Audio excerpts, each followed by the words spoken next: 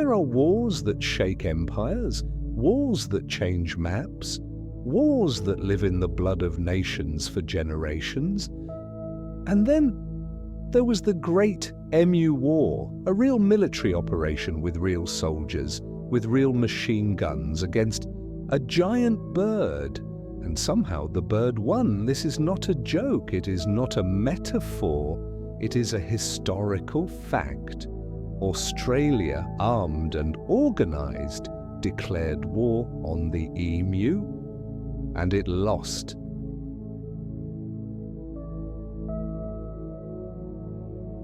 The year is 1932. Australia is in chaos. The Great Depression has taken its toll. Unemployment is rising. Poverty is spreading.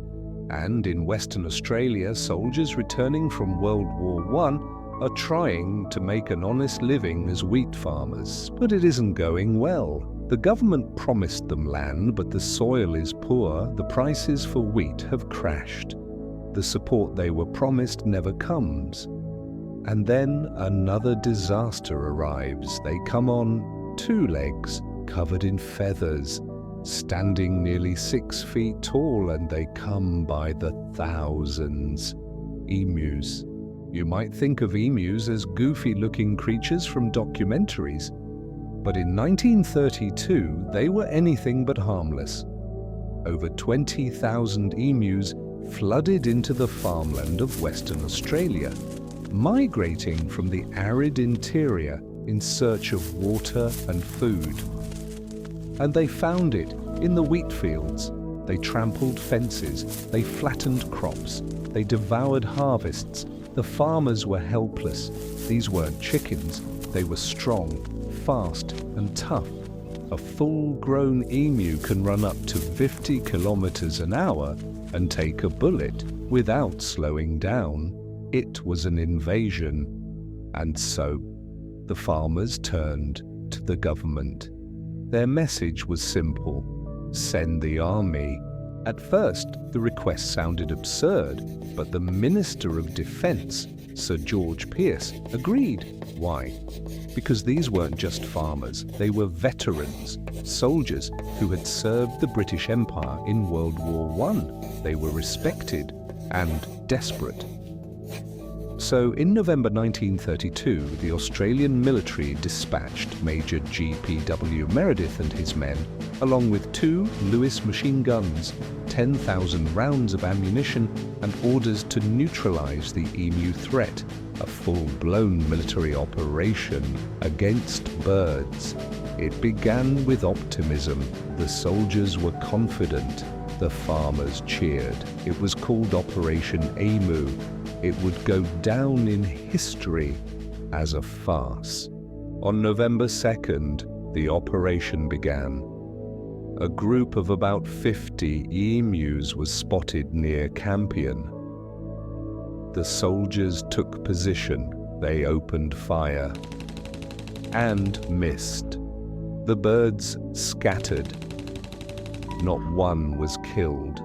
The next day, they found a larger group, over 1,000 emus near a dam.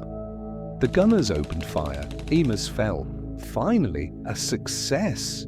Except the guns jammed. The rest of the emus escaped.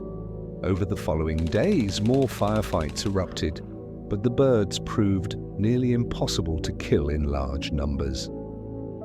Their speed, their erratic movement, and their surprising durability meant the soldiers wasted hundreds of rounds for only a handful of kills.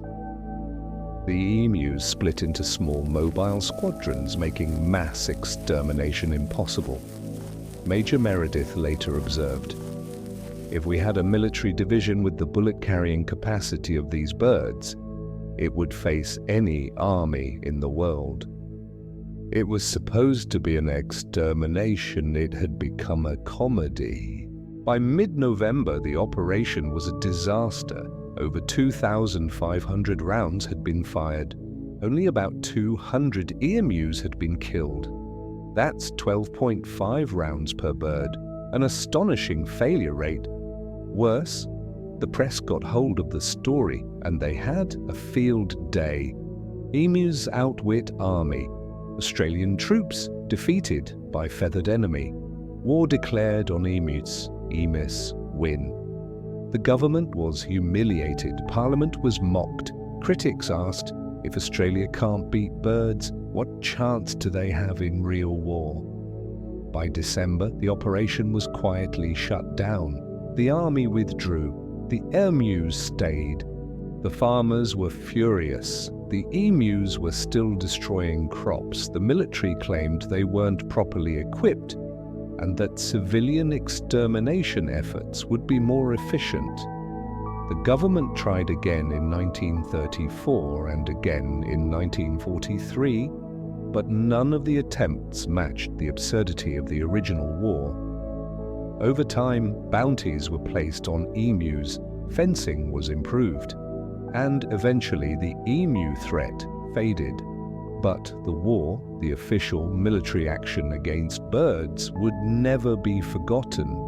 In fact, it would become a symbol of overkill, government overreach, and the unpredictability of nature. The Emu War is funny until you remember what caused it.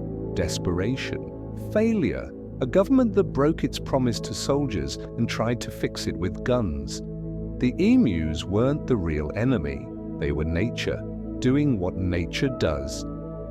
The real battle was between man and his own expectations, his illusion of control. And in that battle, man lost. Today, the Great Emu War lives on in memes and jokes. But it's more than a punchline, it's a warning. About underestimating the wild, about the absurdity of bureaucracy, and about how history doesn't need monsters or generals to be unforgettable. Sometimes all it takes is a 6-foot bird